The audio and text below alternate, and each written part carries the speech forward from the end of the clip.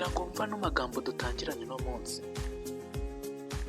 Hari abantu bavuga ko iyi si ikwangiye ugomba kwemera gutsindwa, ariko se byagenda bite uramutse umaranye urwana n'abakomeye mu gihugu cyawe, bose bakubwira bati ntibizacamo, ntibizashoboka, nta kintu uzageraho. Nyamara nyuma y'iyo myaka ukaba umwe mu banyemari bakomeye muri iki gihugu no muri Afurika hose. Uyu munsi ndagira ngo tuvuge ku nkuru ya Steven Masiyiwa. Ndagira ngo mwibutse yuko isomo rya nyuma ari ryo somo rigiye kuguhindura ubuzima uyu munsi. Mu myaka ikabakaba mu 1990 muri Zimbabwe, umuntu umwe yarose kubaka sosiyete ikomeye cyane y'igihangange. Yari afite ubumenyi, yari afite icyizere, yari afite inzozi, ariko hari ikibazo kimwe cyari cyaramuzonze. Leta yamubwiraga ko atazigera abona ibyangombwa byo kubaka iyo bizinesi. Abantu benshi iyo bageze aho bahita barekeraho bagacika intege, ariko Steven Masiyiwa yaribajije ati, ese koko umuntu umwe ashobora gutsindwa kubera ijambo rimwe gusa ryitwa ntibishoboka? Aho gucika intege, yafashe icyemezo gikomeye cyane. Yahise ajyana ikirego mu rukiko ako kanya. Umwaka umwe uba urihinze nta kintu baramusubiza.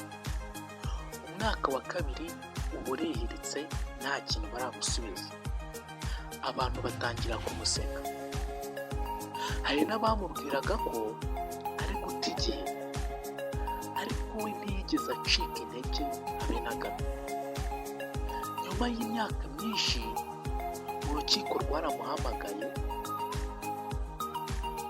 rumwemerera uburenganzira bwo gushinga ya bizinesi. Ako kanya yahise ashinga Econet Wireless. Uyu munsi niyo sosiyete ikora ikomeye mu bihugu byose muri Afurika. Kandi Steven Masiyiwa ni umwe mu banyemari bazwi cyane mu migabane yo muri Afurika. Ariko ikintu kimwe gikomeye si amafaranga, ni amasomo yasize twamwigiraho. Icyo kiganiro cya Mike, niyo mpamvu tuba turi aha ngaha. Isomo rya mbere tudatinze: ntukemere ko abantu bagena aho inzozi zawe zizagarukira. Iyo aza kwemera ibyo abantu bamubwiraga, uyu munsi nta muntu wari kuba amuzi, nta nubwo yari kuba afite iyo kampani ikomeye cyane muri Afurika. Isomo rya kabiri: kwihangana birusha imbaraga n'impano. Hari igihe intsinzi itaza vuba, ariko iyo ukomeje ushobora kugera aho abandi batatekerezaga ko wagera. Isomo rya gatatu twamwigiraho, ari narwo rufunguzo rwa nyuma rwa gatatu: iyo utsinze, iyo ugeze kuri za ntego zawe, ukagufasha abaturage, kwegera abababaye nabo ukabaha ku buryo Imana yaguhaye.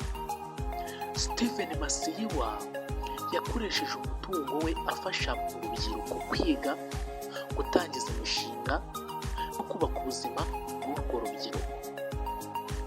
Niyo mpamvu yubashywe kugeza na n'ubu, anavugwa cyane, anazwi. Nsoza iki kiganiro rero, buri muntu ugera ku ntsinzi agira urufunguzo urufunguzo rwa Steven Masiyiwa rwari urwo kudacika intege. Wowe se ni uruhe rufunguzo wungutse wakoresha mu buzima bwawe nawe ukabasha kugera kuri za ntego zawe? Niba wishimiye iki kiganiro kanda subscribe kuri Asaf TV kugira ngo utazacikwa n'ikindi kiganiro. Ciao ciao.